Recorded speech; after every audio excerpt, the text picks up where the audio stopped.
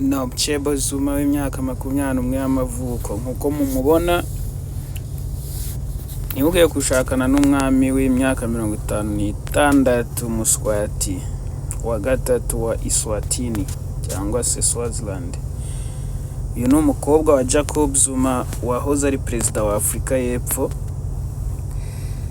akaba agiye kuba umugore wa 16 w'umwami muswati ku myaka ya 21 rwose. Anezerejwe no kuba yashakana n'umwami wa Eswatini.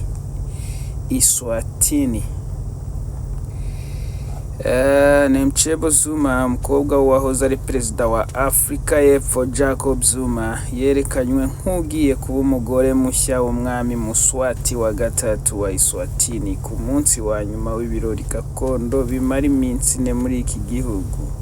Uyu mukobwa w'imyaka 21 y'amavuko nawe yagenewe impano ya miliyoni 225 yavunje mu mafaranga y'u Rwanda kuwa mbere ninjoro, umunsi wa nyuma w'ibyo birori bizwi nka Umwami. No umukobwa w'imyaka 21 niwe wari inkuru ikomeye nk'umukobwa ugiye kuba umugore wa 16 w'umwami muswati wa gatatu w'imyaka 56.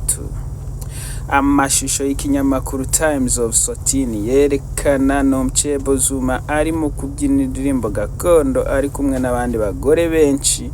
Muri ibi birori bifatwa nka kimwe mu biranga umuco w'ubwami bw'Abaswati. Muramubona umukobwa Zuma ni umukobwa mwiza cyane kandi ufite ikimero ugiye gushakana na the king muswati uherutse mu Rwanda mu minsi ishize mu irahira rya perezida wa Repubulika. Ibinyamakuru byo muri Afrika y'Epfo bivuga ko umwami muswati yizeje Jacob Zuma inka 100 na miliyoni zirenga kuri 2 z'amarande, arenga miliyoni 150 z'amanyarwanda. Aya akaba yafatwa nk'inkwano ku mukobwa we. Ku munsi wa nyuma w'ibirori bya Umukobwa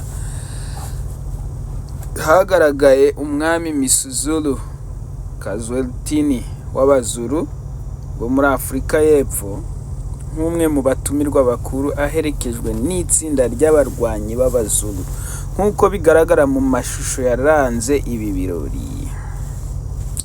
Mu birori byo kuwa mbere ninjoro hagaragaye kandi Ian Khama wahoze ari perezida wa Botswana. Umuhango wo kuwa mbere nijoro ufatwa nk'uwo kwishimira no kurata ubugore no kwerekana ushobora kuba umugore mushya w'umwami wa Eswatini. Ibinyamakuru byaho bivuga ko abantu bagera ku 5,000 bitabiriye ibi birori byaranze impera z'iki cyumweru mu mudugudu w'ibwami witwa Ludzizini uri mu mujyi wa Lobamba, undi murwa mukuru wa Eswatini wa namba 4. Ikinyamakuru kigenga Swaziland News kivuga ko cyabonye inyandiko y'ibanga rikomeye yo mu ishami ry'imari ry'ibwami ivuga ko umukobwa Zuma azahabwa miliyoni 3 z'amarande angana na miliyoni 225 z'amanyarwanda nk'impano ituruka ku mukunzi we, umwami muswati witezweho kuba umugabo we. Umukobwa Zuma muramubona ni wa gatatu uhereye ibumoso kuri iyi foto. N'uyu nguyu ni umukobwa Zuma, niwe uri kwitegura gushakana na perezida nako n'umwami muswati. Urabona hano bambaye imyenda ijyanye n'umuco wabo, kenshi usanga ibice by'imibiri yabo bimwe na bimwe biri hanze nk'amabere, inda n'ibindi bitandukanye. Hano umuco w'ibihugu biri muri Afrika y'Amajyepfo cyane. Aha yari ari kumwe n'abandi bagore barimo na bamwe mu bakobwa b'umwami muswati mu muhango w'imbyino za Umwami kuwa mbere nimugoroba.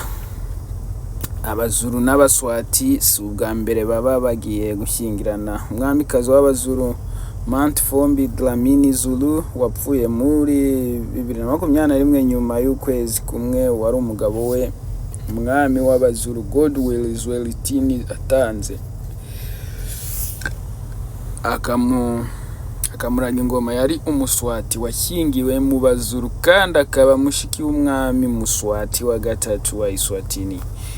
Misuzuru za Kazwelitini umuhungu wa Mantafombi niwe waje kwima ingoma y'abazuru muri 2022 nyuma y'amahara akomeye n'ibindi bikomangoma bavukana kuri Segodwilizoletini ariko ku bagore batandukanye batandatu. Muswati yimye ingoma muri 86 afite imyaka 18 kugeza ubu anengwa kubaho ubuzima bw'agatangaza mu gihe igice kinini cy'abaturage b'iki gihugu babayeho mu bukene. Umwami muswati wa gatatu ategeka iki gihugu gifite miliyoni 1,200,000 by'abaturage akoresheje amategeko y'umwami. Amashyaka ya politiki arabujijwe kandi abategetsi batorwa nabo mu rwego rw'abajyanama gusa.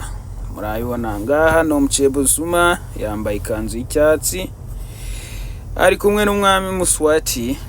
Aha ngaha garagara ko muswati arakuze rwose, ni mukuru. Wamanuka Umukobwa witezwe kuba umugore we mushya nk'uko BBC dukesha inkuru ibivuga, nawe ava mu muryango wemera gushaka abagore benshi.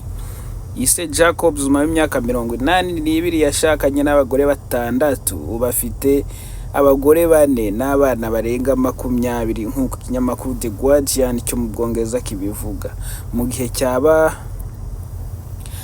Mu gihe cya vuba gishize Zuma wabaye perezida wa Afurika y'Epfo hagati ya 2009 na 2018 akavaho yegujwe n'ishyaka rye African National Congress, yirukanywe muri iri shyaka maze ashinga irye yise Umkhonto weSizwe, aho mu matora aheruka ryabaye rya gatatu mu mashyaka agize inteko ishinga amategeko.